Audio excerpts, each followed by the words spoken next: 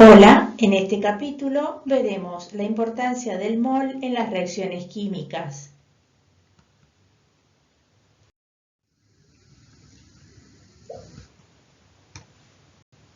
Una reacción química se representa mediante ecuaciones. A la izquierda se colocan los reactivos, que son las sustancias que van a modificarse durante la reacción química, y a la derecha se escriben los productos de la reacción. La flecha normalmente está dirigida hacia la derecha y puede tener o no sobre ella algún factor necesario, alguna condición para que la reacción se produzca. Por ejemplo, mediante calor, mediante la producción de una chispa, mediante el aumento de la temperatura. ¿Qué representa el número que aparece adelante? Es un coeficiente estequiométrico. Nos dice la cantidad de moléculas que van a reaccionar.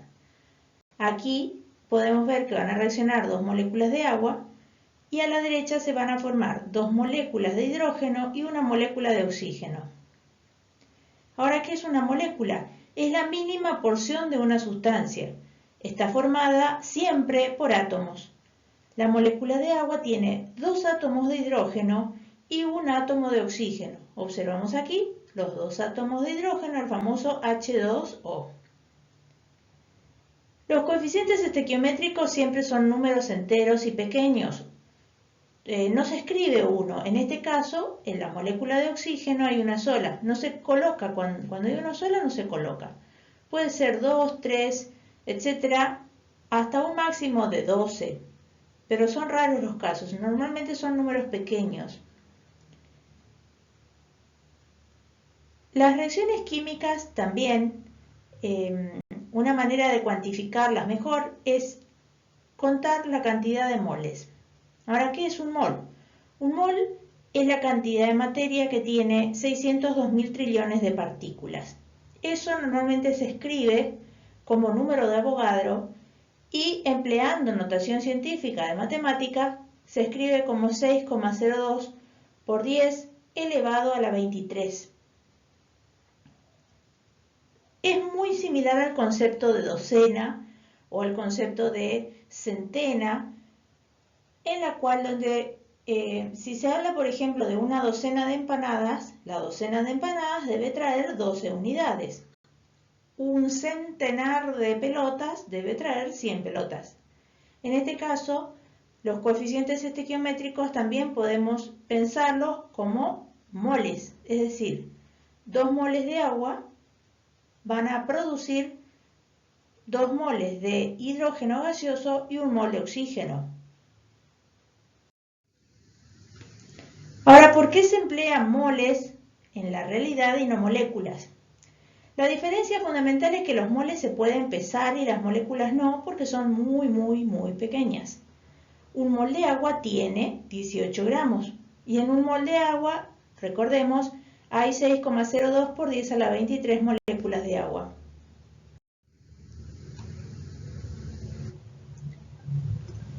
El peso de un mol de átomos coincide con el número de masa A de ese elemento, pero medido en gramos.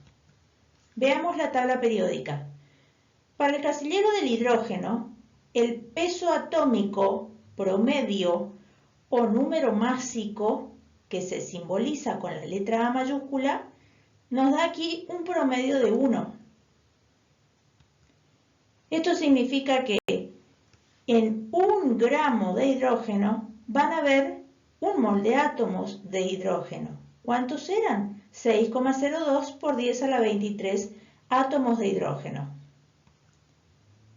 Para el caso del oxígeno, a la masa, al número másico del oxígeno o peso atómico, según aparezcan las tablas periódicas, este número se puede redondear a 16, 15,99, 16. Eso significa que 16 gramos va a pesar 1 mol de átomo de hidrógeno. Y 1 mol tenía 6,02 por 10 a la 23 átomos de hidrógeno. Para el nitrógeno es lo mismo, el mismo razonamiento.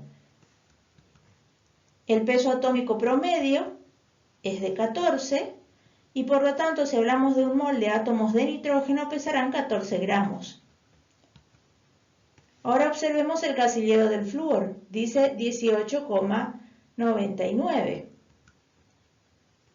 ¿Cuántos gramos pesarán un mol de átomos de flúor?